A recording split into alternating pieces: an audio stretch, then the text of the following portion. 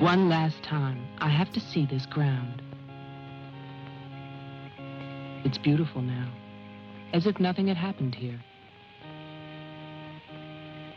Soon they will tear down the main house, and then nothing will be left. Nothing. Except what I remember. I grew up in the town nearby, where my father was the mayor, and where this house stood, waiting for me. It was built by Wilfred Butler. We had never seen him, and he never lived at home. Until the day before Christmas in 1950, he finally did come back. For the last time.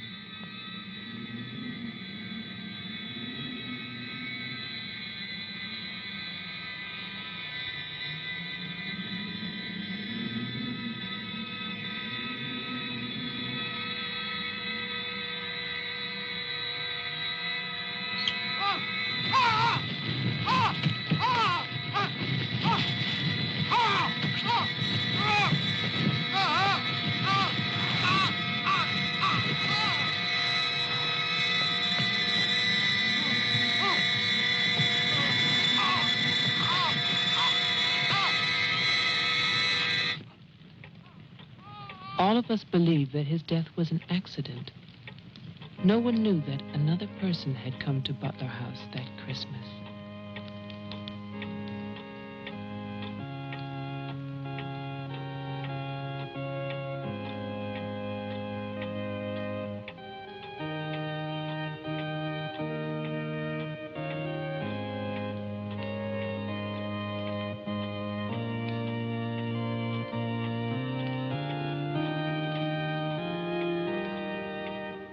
As Deputy Coroner of the County of Arlington, State of Massachusetts, I hereby find, upon evidence of an autopsy conducted by the medical examiner of this county, that the deceased, Wilfred Butler, died as a result of burns inflicted accidentally upon himself on his own premises during the afternoon of December 24th, 1950.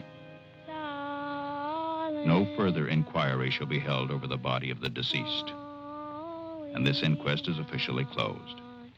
All is calm, all is bright, round yon virgin mother and child.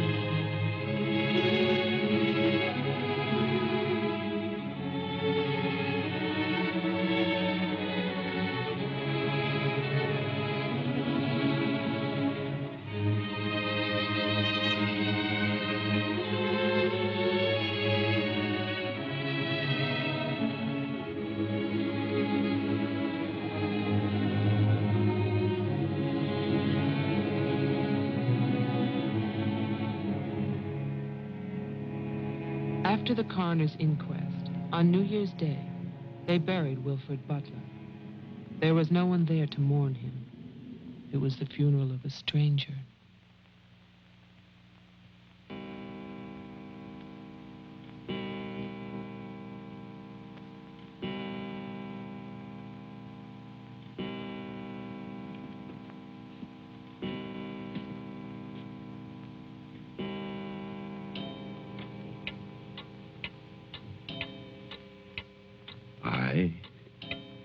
Wilfred Butler, being of sound mind and body,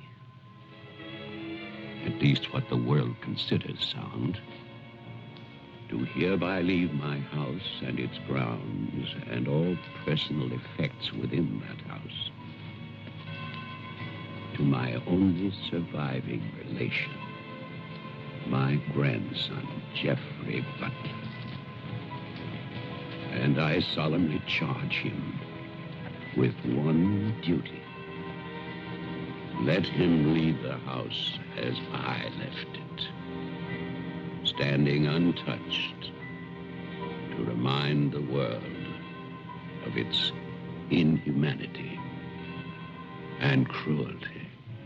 For 20 years, that house lay empty, exactly as Wilfred left it. And then, last year, rumors began that it was finally being sold. The newspaper story traveled through the county to a state hospital for the criminally insane.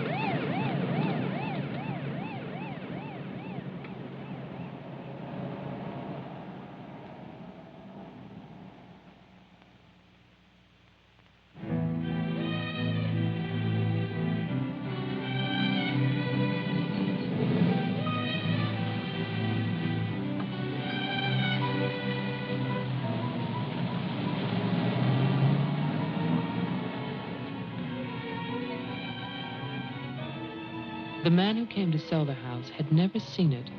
He was a lawyer from the city, just doing a job and enjoying it.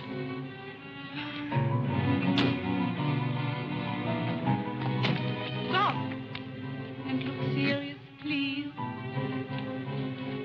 Oh, you're hopeless. Oh, look.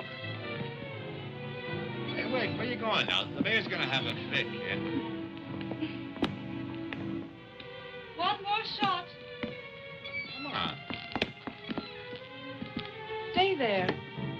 I want one together. And smile.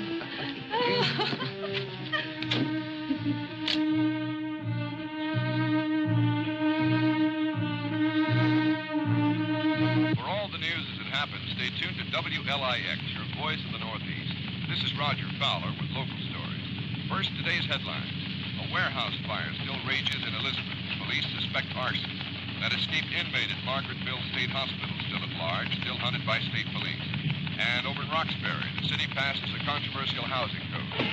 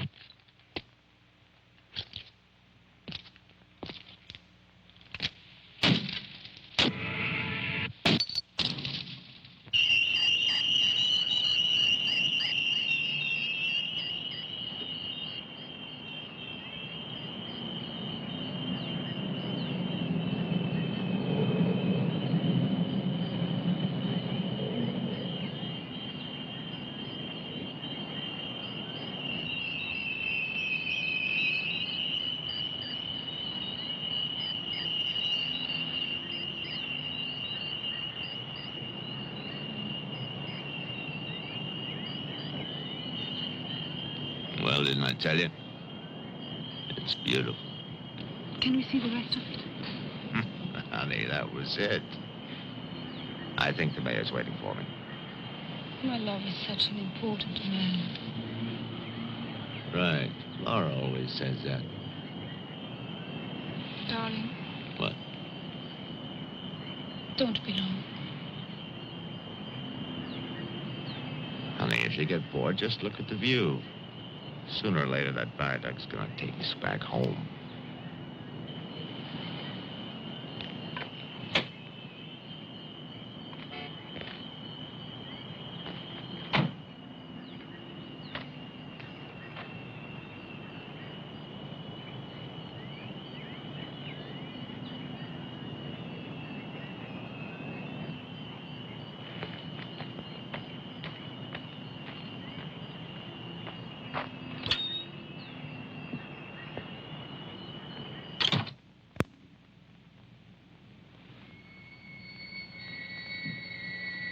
Mr. Carter.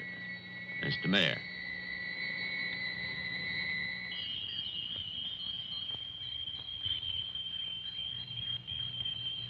Let me introduce you. This is Charlie Toman, who publishes our weekly newspaper, The Patriot. Mr. Tolman? And this is Tess Howard. How do you do? She operates our switchboard. Oh, really? We call her the communications director. And this is Bill Mason, Mason? our sheriff.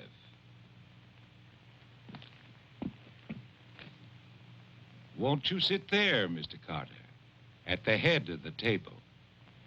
Thank you. I didn't expect to meet you all together. It's quite a reception.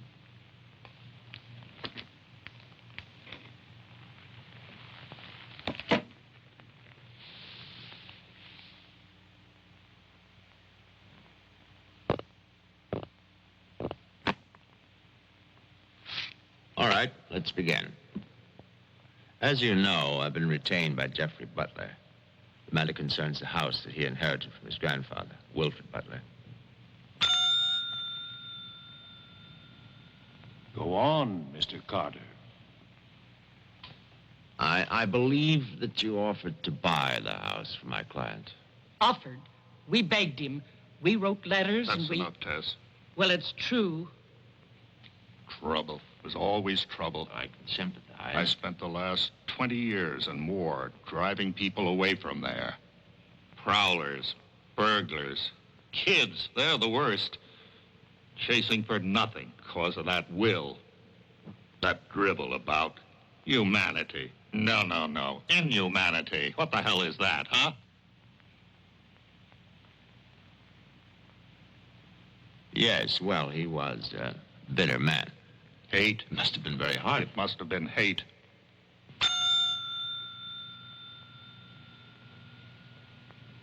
That man hated. Well, some people are like that.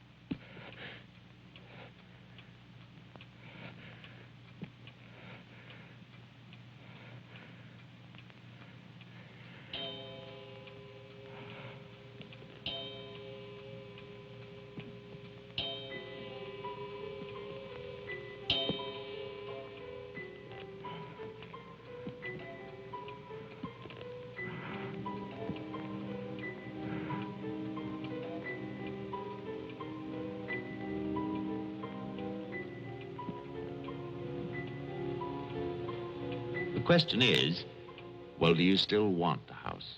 Are you offering it to us, Mr. Carter? Exactly. Why now? Well, that's Mr. Butler's business, isn't it? You know we're not rich. Most of us came here during the Depression. But we love this town. It's our home. And naturally, you want to improve it. Exactly. My client understands that, and he fully sympathizes, and he's willing to sacrifice the house for $50,000 in cash by noon tomorrow.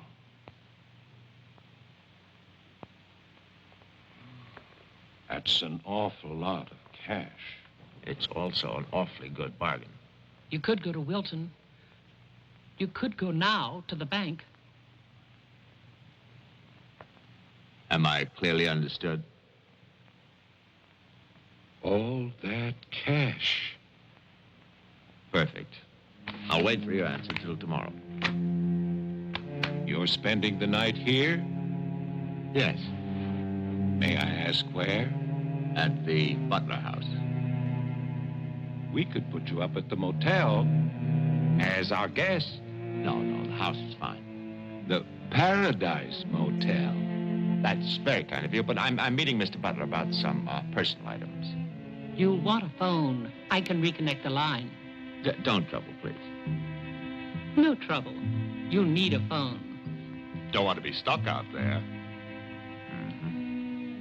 Well, you've convinced me. Thank you.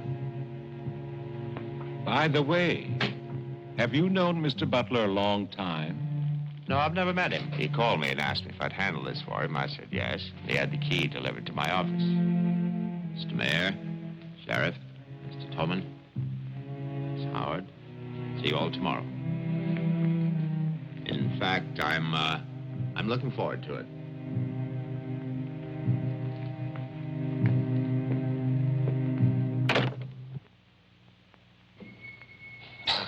Slick, really slick. He's a big lawyer, Bill. You've got to expect that. Don't tell me about lawyers. Oh, you see the way he looked at us? You see his clothes? He's doing his job. Just don't tell me about lawyers. You know what I'd like to see? Two of them like that when talking to each other. Neither one of them would know what to believe. I love you, too. Honey, when I get home, I'm going to have a nice surprise for you. No, I can't tell you what it is now. It wouldn't be a surprise, now would it? No, I can't come home now, but it'll be very soon. Very soon. Honey, of course I miss you. Yes, I miss Mommy, too. Laura, how are you, kid?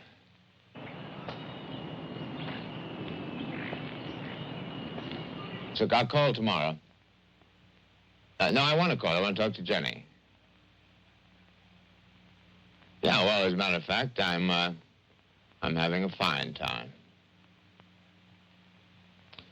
Well, same to you, darling. What do you mean, hostile?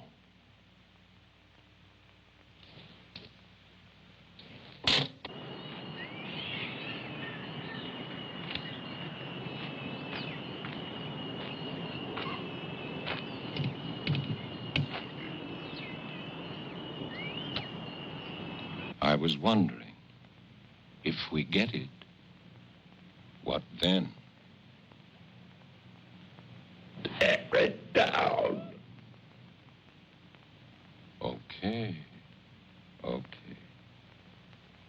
I'd better get going. Do me a favor, Tess. Call Diane, tell her I'm to Wilton, and I'll be back late.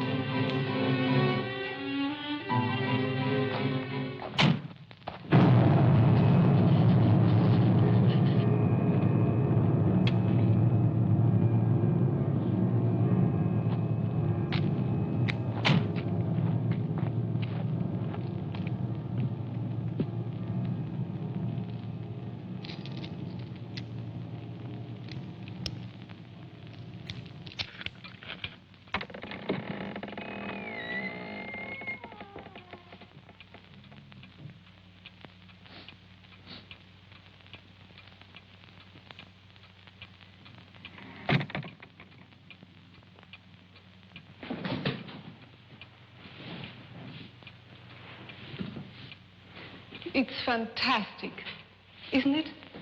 Yeah. Butler wasn't kidding. Nobody's lived here for years. That would be such a waste. It's his grandfather's monument. You know, The caretaker who keeps this place just the way he left it. What kind of monument is this? Well, that's the trouble. Nobody remembers anymore. That's what usually happens in America. I remember this. And he walks with me, and he talks with me, and he tells me I'm his own. And he walks with me, and he talks with me, and he tells me I am his own, and the joy he shares as we tarry there.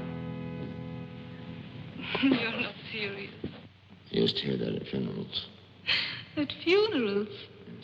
When I was a kid in Chipley, Georgia. There's also Chipley, Florida. But they have both been subsequently eradicated from the map. None other has ever known.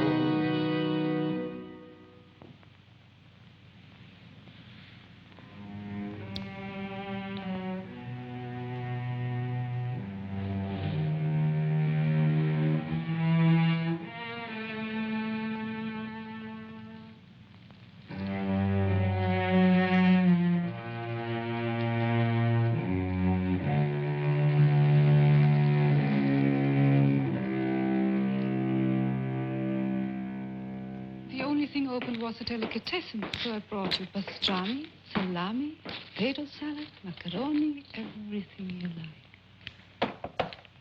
I'll have bologna and macaroni. No, some of that potato salad. Did you pick the wine, too? The delicatessen man took a personal interest in its selection. Oh, well, we got lucky again. That's early 1970. That's hard to come by. Can I have some too? Of course you may.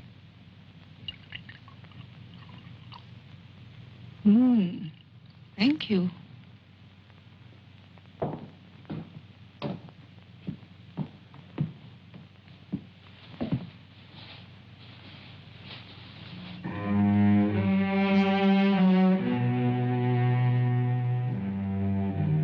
It must have been wonderful.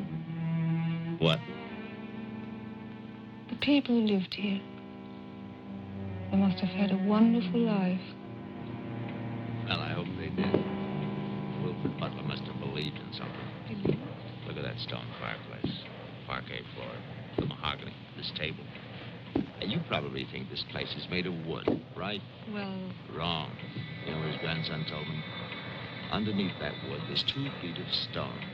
The foundation is 8 bricks wide. Now, someday they're going to come in here and they're going to tear this place down and they're going to build little tract houses all over this property on quarter-acre and half-acre lots. And that bulldozer's going to come up that hill toward this house.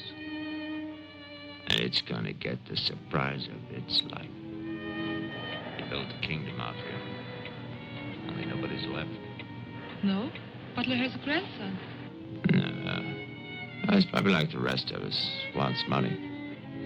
You know, he's asking $50,000 cash for this place, and if the only way he can get at least $250,000.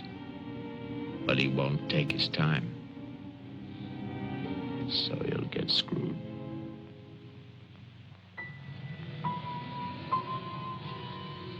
Do you want to go upstairs now?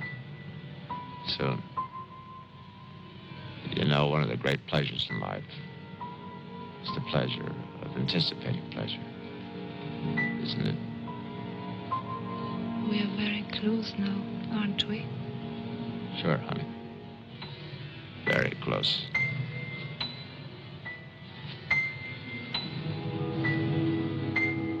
I don't see any beds yet. Well, keep looking, honey. Butler said the place was furnished.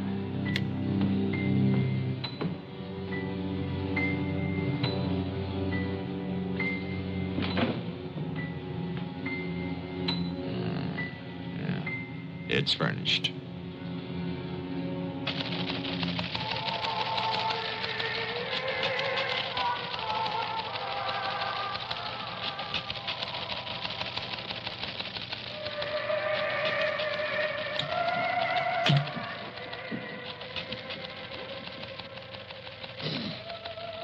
anything doing? No, sir. But look at this.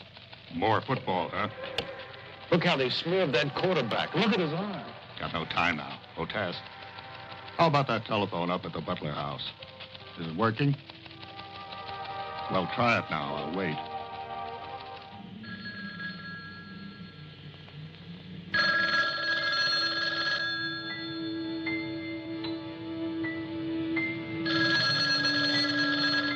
Hello? Oh, yes, Miss Howard. Yeah, the phone's working fine. Very nice of you to call. Thank you. Good night. Honey, I'm going down to the car to get some cigarettes. Be back in a minute. Okay. Don't get lonely. No.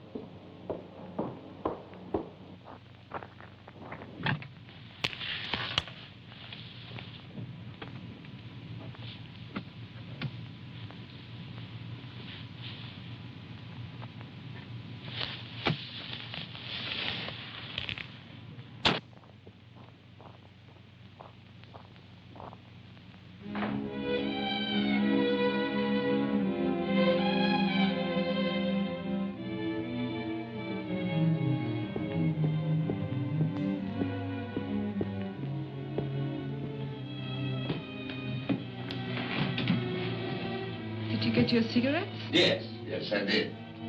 May I have one? Sure. No, it's the most amazing thing. These cigarettes come in these very small packages these days. Oh, that's for me? Mm-hmm. Can I open it? Oh, no. Our Christmas is day after tomorrow. Is that an order? Yes, ma'am, that's an order.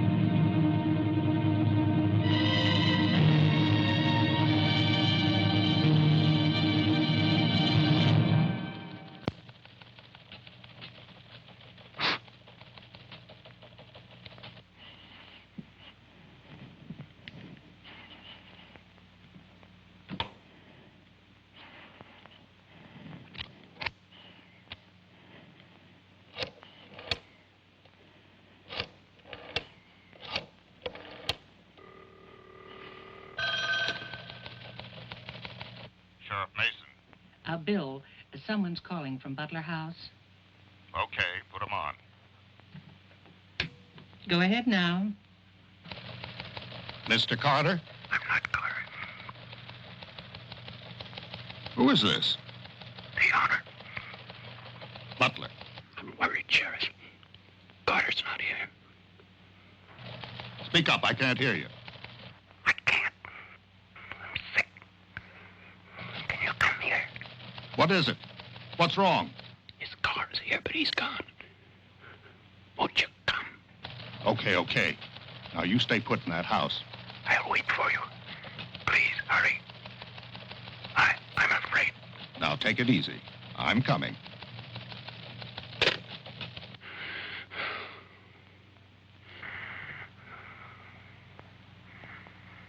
Mr. Butler, are you done? Tess, I have come back. What's that? Tess, I want to see you again. Hello? Who is this? You know me, Tess. It's Mary Ann. Tell the mayor. Tell them all. I'm waiting in my father's house. Tess, it's so lonesome here. Don't be long. Hello? Hello? Hello?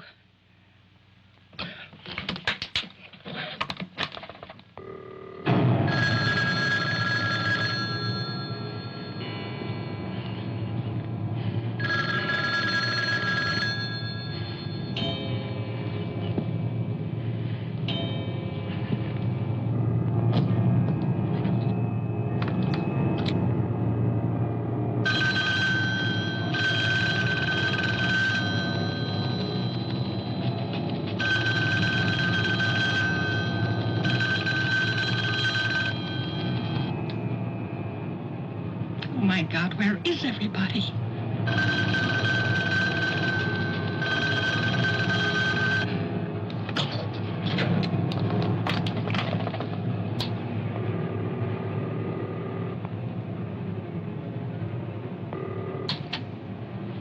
Hello? Oh, Maggie, thank goodness. What is it, Tess? Something's come up. Something urgent. Can you start early? Oh, honey, I'm watching TV. Maggie Daly, you get yourself over here. What is it? Just get moving, Maggie. Just please hurry.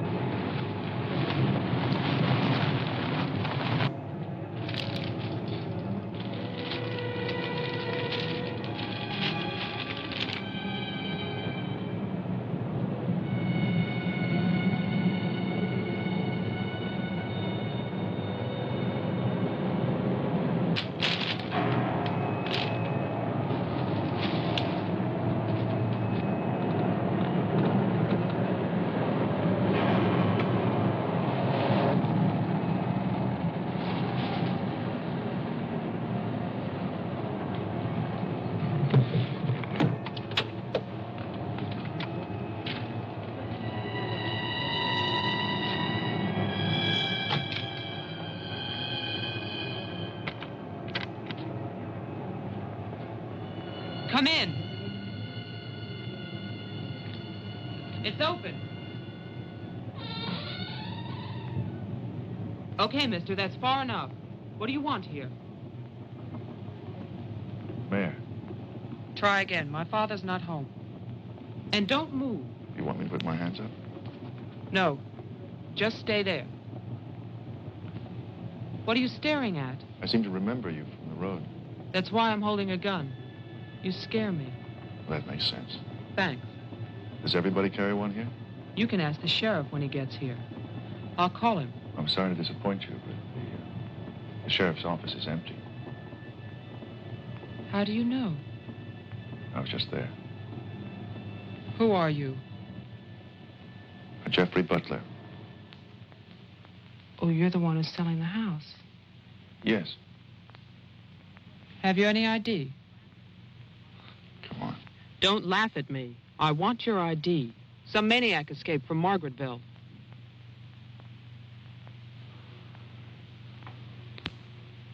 Okay.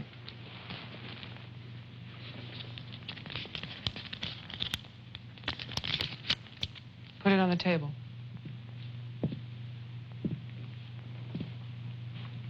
Now go back.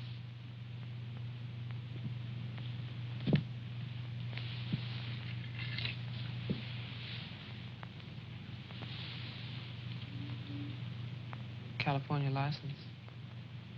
Lucky you. Would you like to see my maniac card from the asylum? They give you one when you escape. There's a big scarlet M on it so people won't get confused. Okay. Look, I'm sorry about the gun. My father's in Wilton getting your money. All I want to do is to get into my house. The sheriff's deputy might have a key. He's about the only one I know of. Well, where's he? You go down the road about 1.5 miles till you come to a white house with a white fence. And then you can't miss it. Thanks. That's okay. Merry Christmas. Same to you.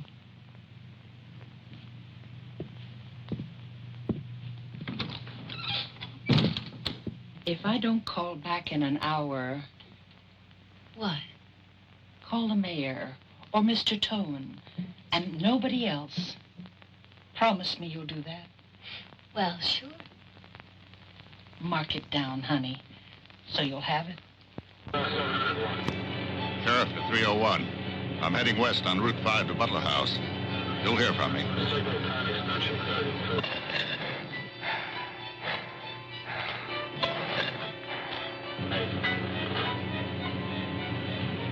What the hell?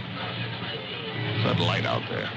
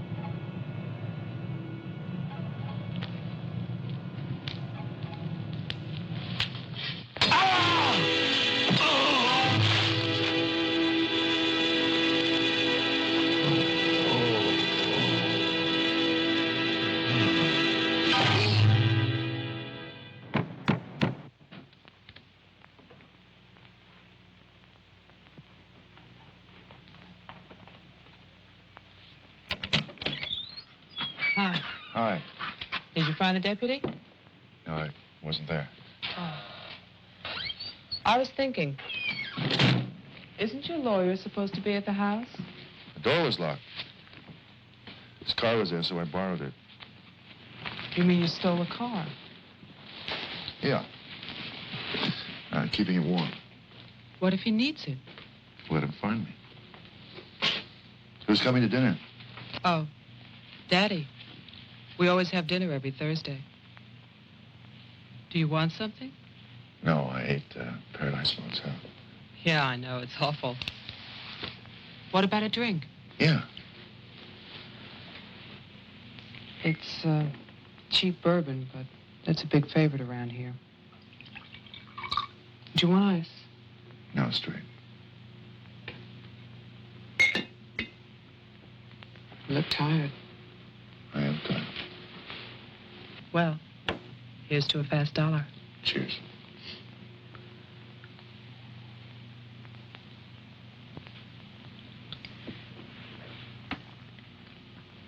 Why did you decide to sell the house? Needed the cash. After all these years? I need it now. Huh. What's it like on the inside? You know, I've never seen the inside. When I was a child, my father told me to stay away from it, or something terrible might happen. Sort of like a haunted house. I haven't seen it either. You're going to sell it? You've never seen it? Yeah. I don't know. It's too bad. It's about the only place to see around here. Oh, I forgot. Someone keeps calling with a message for my father. She says that she's waiting at your house, in the reception room. What woman is waiting in my house in the reception room? Oh, I don't know. It's not a voice that I know. I better go out then. Can I come too? What for? I'm pushy. I suppose you'll be going back to California soon.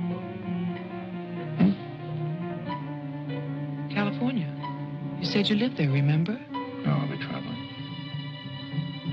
Jeff, look. It's the sheriff's car.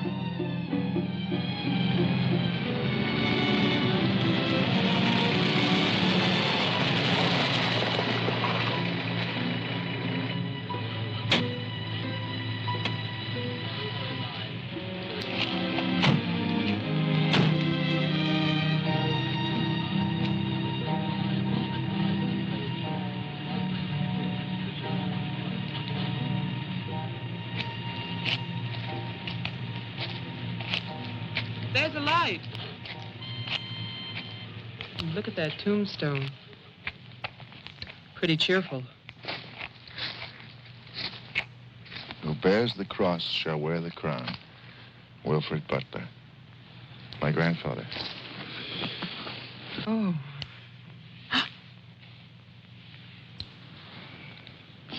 Someone left their sunglasses in the snow. They're the sheriff's. My lawyer's missing. So is the sheriff. You get strange phone calls. And now someone's fascinated by my grandfather's grave. Let's get out of here. You still want to go to my house? Yes. But I don't want to go alone. Listen. I'm not nervous. Well, of course you're not. Oh, it's the cold. I'm shaking from it. Let's get out of here. Okay. We'll get help in town. It's 10 minutes drive.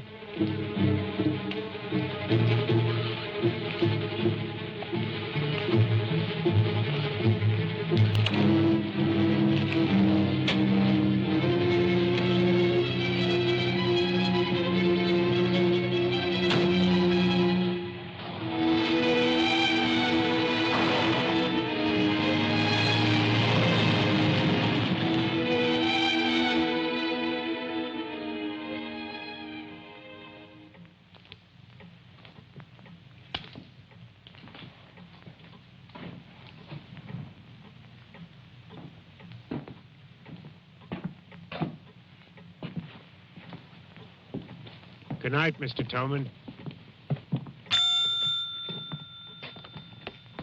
Have a nice holiday.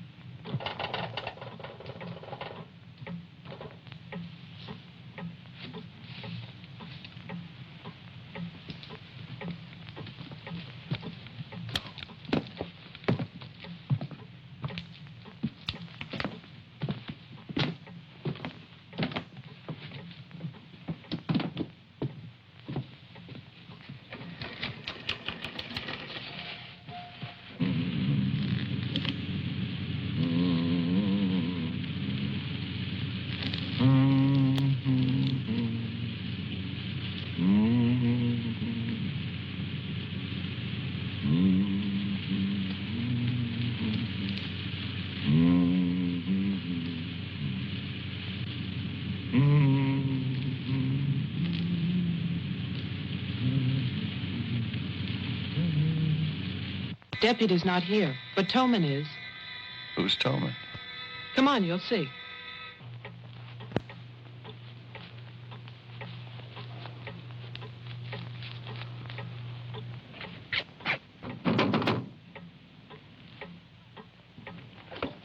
Mr. Toman, wait. No, please, I have to talk to you. I'm sorry. This is Jeffrey Butler. He's the one who's selling the house. He can't get inside the place. And my father's gone to Wilton. So we wondered...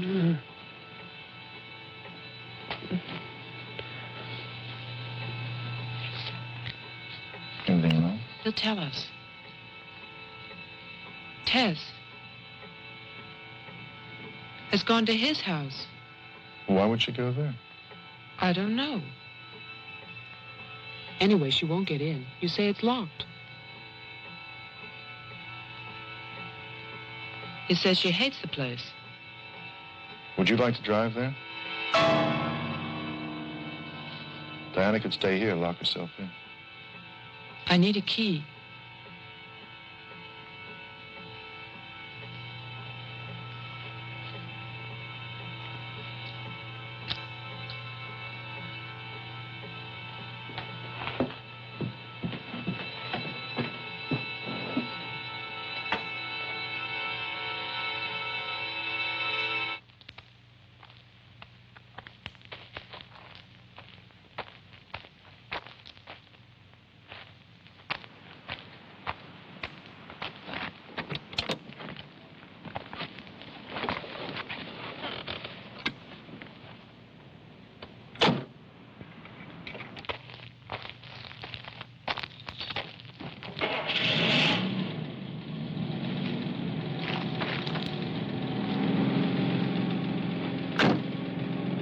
Oh, man, this isn't my house. It's Tess's.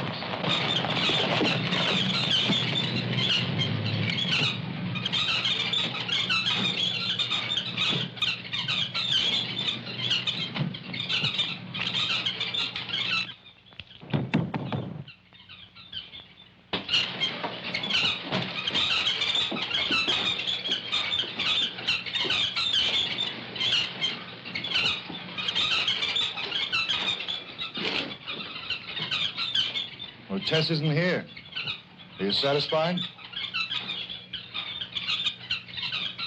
She must have gone to my place. Well, why wouldn't she go there? She hates it. Maybe she went to see the woman who's there. Someone called the mayor's house before. Said she'd be waiting.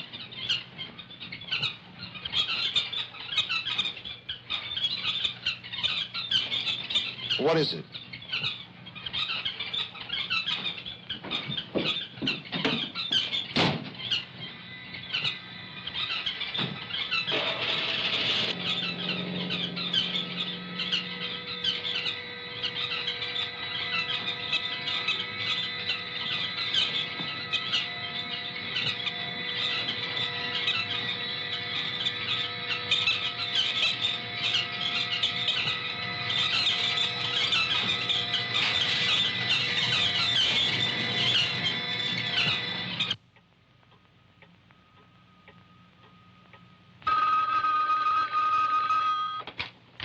Hello, Jeff?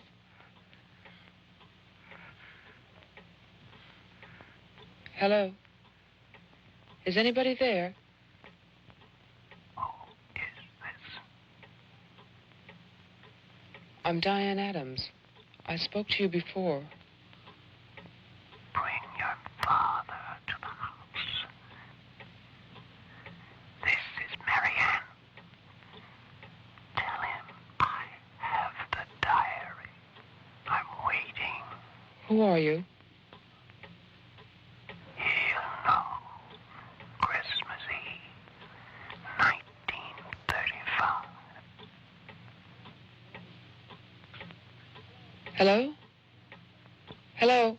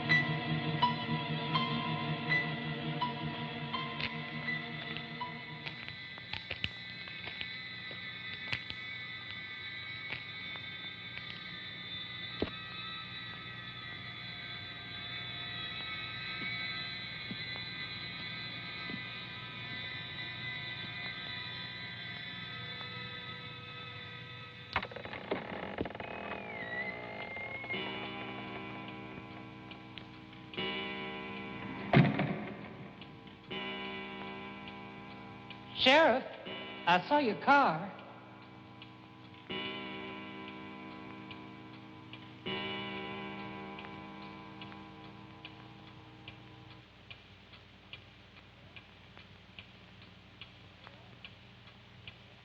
Bill? Is that you?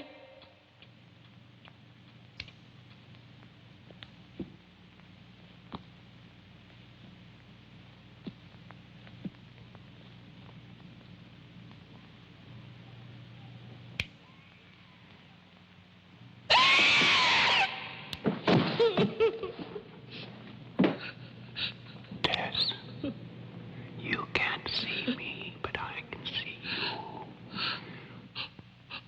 you. Oh, yes, I remember that face. You're older now. And fat. But still, Tess. And you're frightened, aren't you? Don't be afraid. I want to help you. Take my hand. Take it, Tess.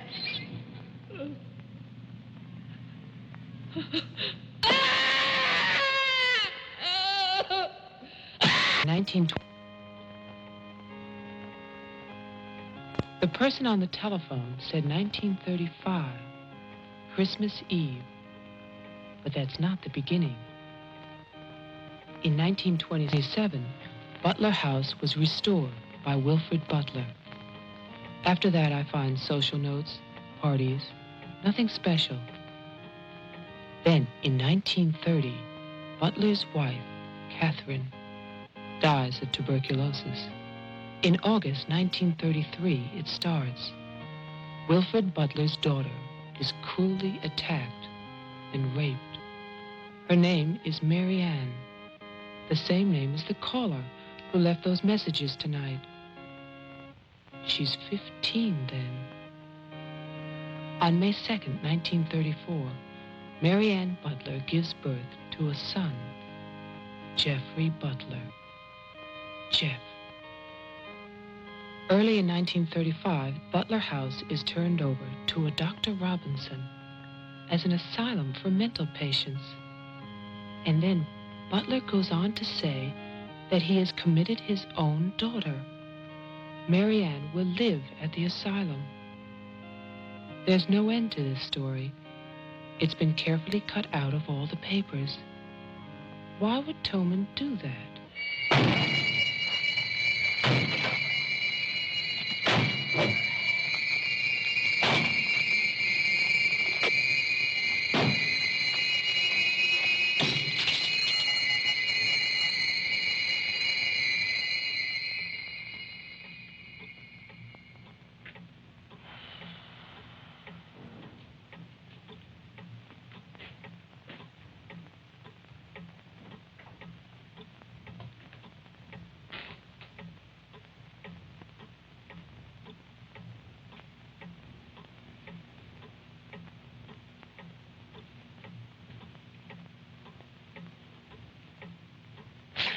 You scared me.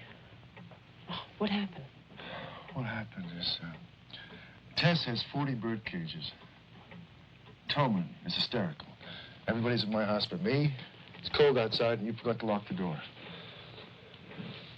Joe, how old are you? How old am I? You mean, how many years have I lived? No. There's a lot in the paper about your family. I don't want to talk about my family. Wait a minute.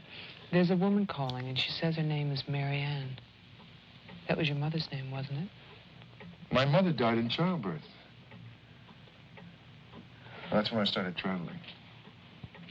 It's not what the papers say. What's your point? I just thought that you should read something for your own good. Nothing you could tell me about my past or future would be for my own good.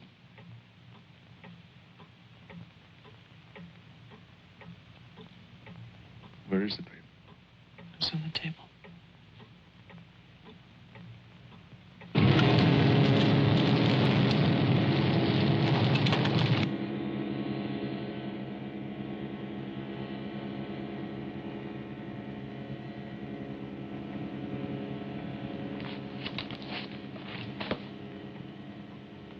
It's so stupid to lie. I missed the whole event. Jeff, maybe your mother's still alive. Maybe she's waiting for you at the house. I don't know.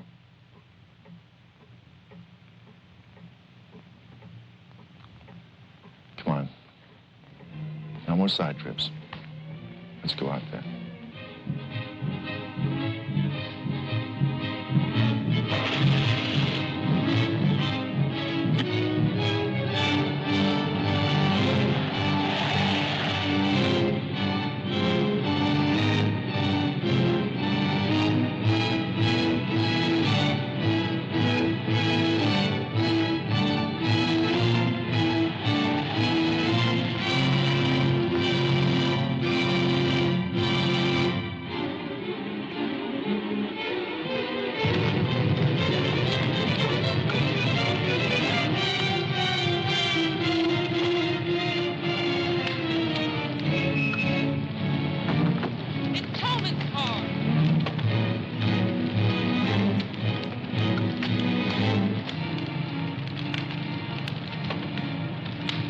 It's empty.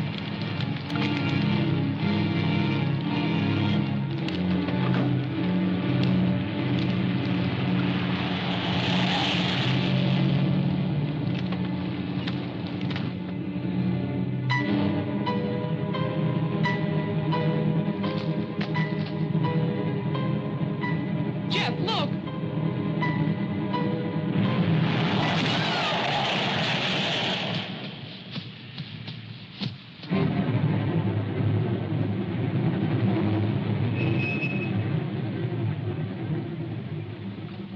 Oh, my God!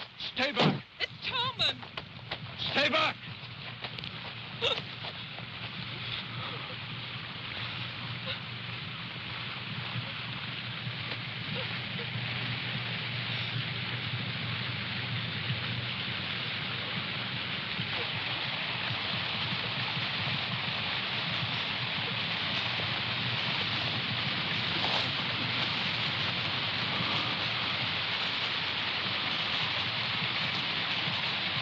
She's dead.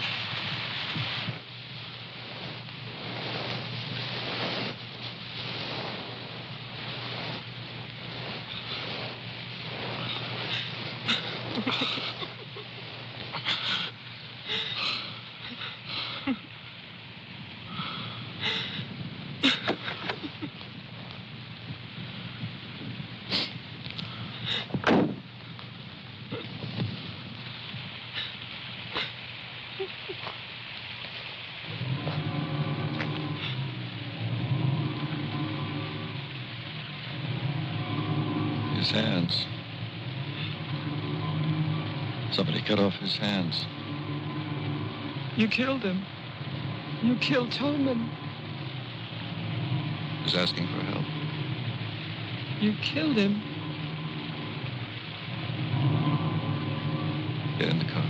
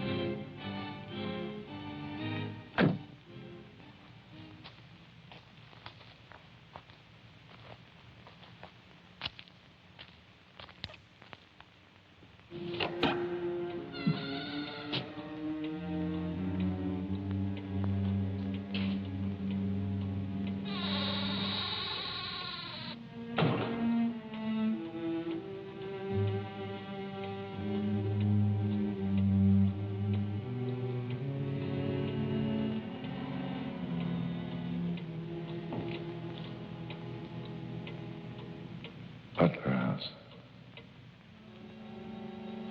The keys. He took them.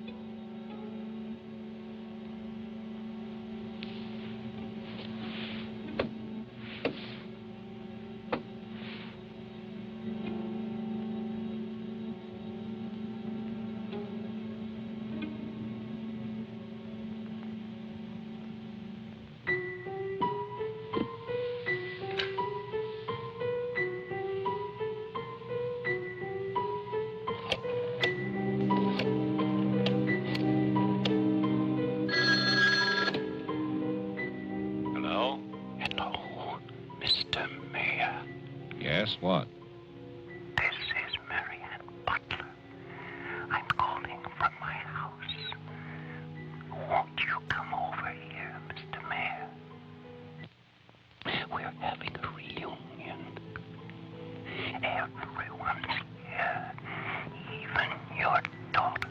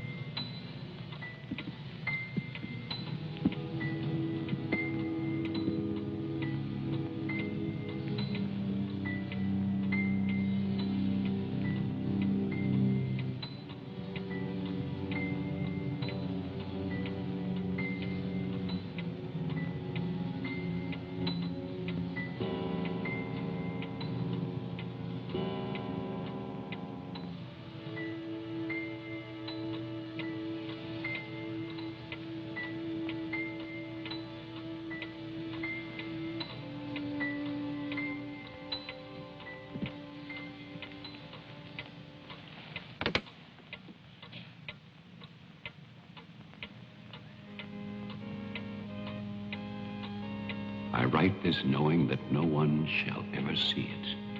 Not my beloved daughter, or even my grandson, Jeffrey. I write for myself in the hope of forgiveness, if that is still possible. And I write for you, Marianne, whose youth and innocence I have destroyed. By 1935, the doctors had treated my daughter for a year. I had believed they could cure her. The child, Jeffrey, was taken from us and sent to California. I turned my house into an asylum. I brought doctors to live there. I welcomed other patients. Useless. All of it.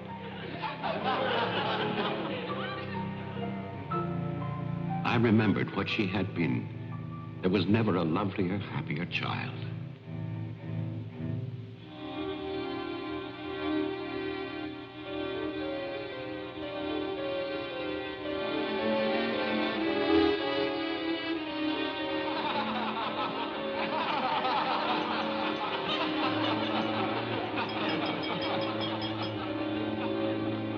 Ladies and gentlemen, quiet, please. I propose a toast. Doctor, please. By Christmas of the first year, I knew that I must act, not for myself, but for my helpless child. Led him to create this institution. Our friend. I had no plan. All I knew was that I must take her from these men with their promises, their lies. Shall we? Huh?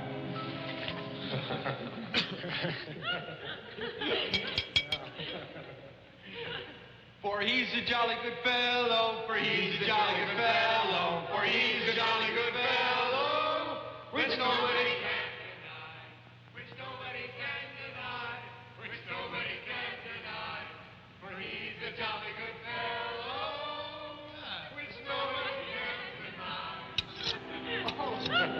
I knew that they would gorge themselves into a stupor that afternoon. It was their celebration. I expected no less. Since they had come into my house, they had acted as if they owned it. They had behaved like poor relations, half guilty, but finally unable to control their appetites.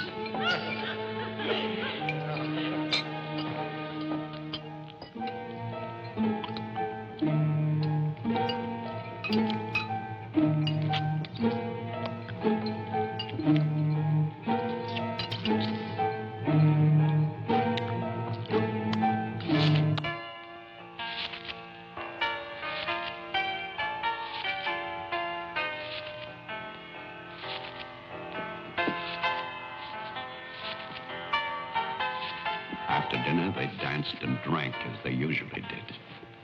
All the time, Robinson would smile and reassure me. They expected me to believe, because I had no choice. Wilfred, trust me. He really believed Marianne would be well. He saw a light. There is a light at the end of a long tunnel. Believe me. There is a light at the end of a long tunnel.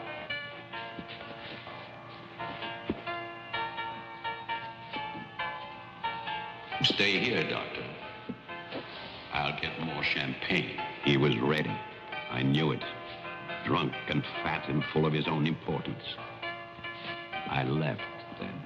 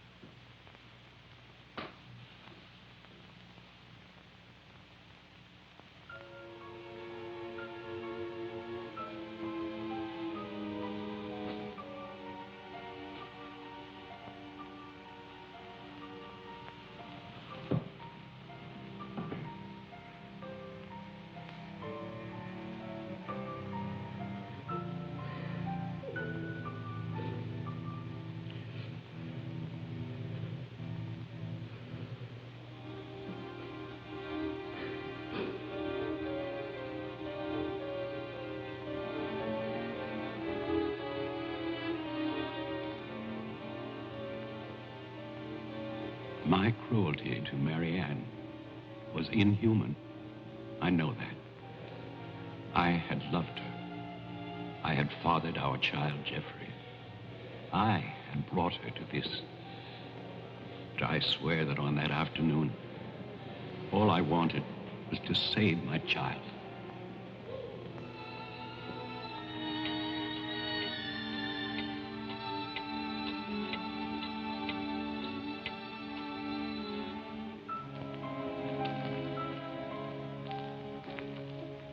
My hope was to get her away from that house.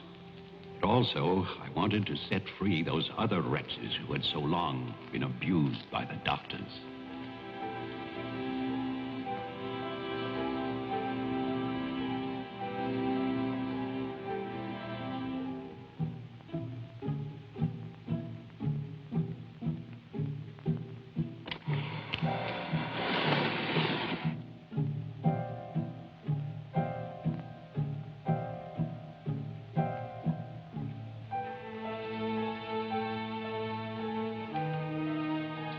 I knew what they might do if these inmates were freed.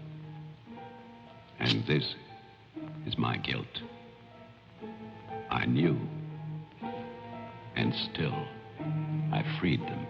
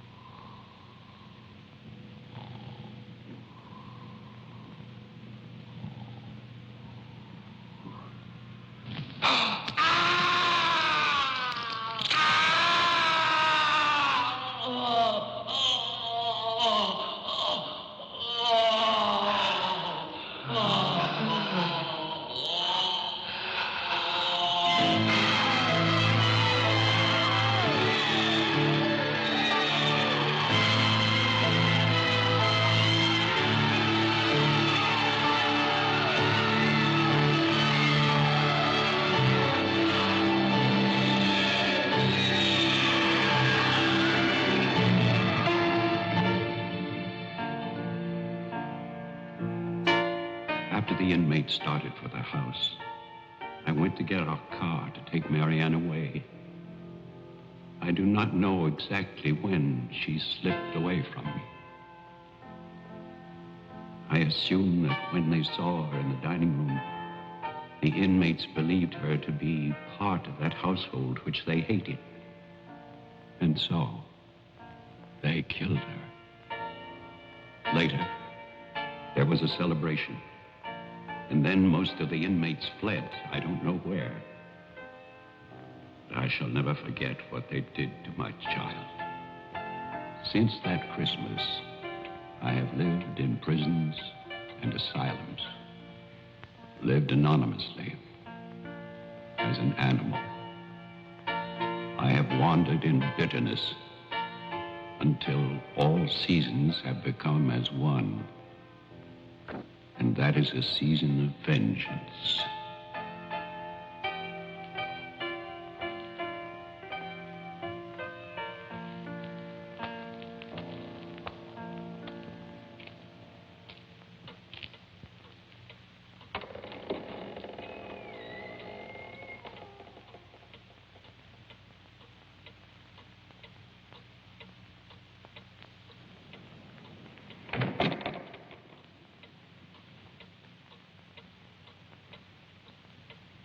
Jeff.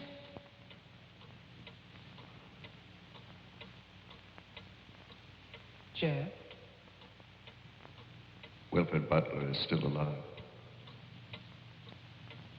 This is still his house. Your grandfather died in 1950. He was burned to death in this house. My grandfather poured gasoline over a squatter he found here. The town wanted to believe he was dead. They still do.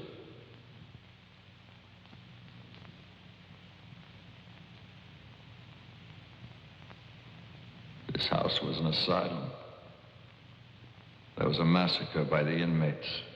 Tess, Tolman, the sheriff. Your father. No. All inmates. They killed my mother in this room.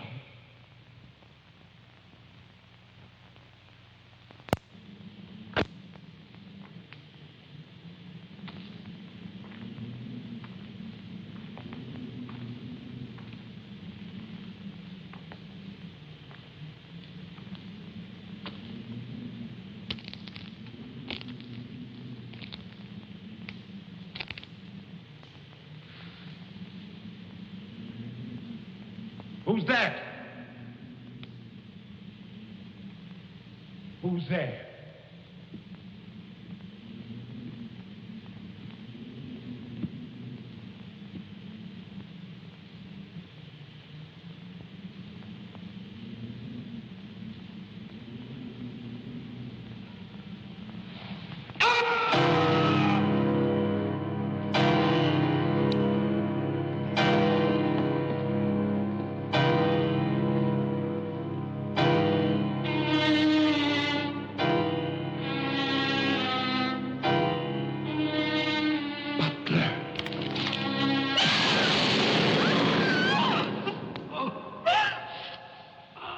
Oh, no. No. My God, no.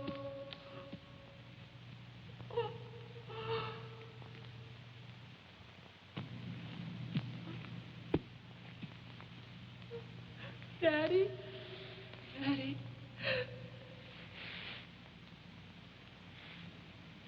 Diane? Jeff? Jeff? No. No. Jeff, why? Why?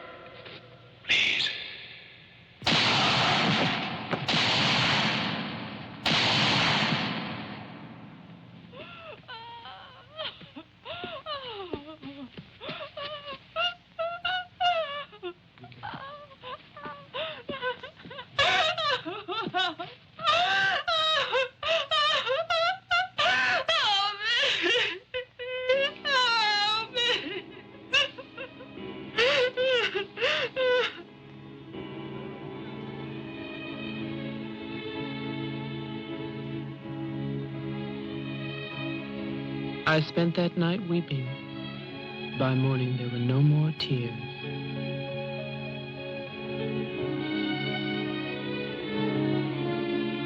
I know that my father and Jeffrey both thought they were shooting at killers, but they were simply the last victims in that house of victims.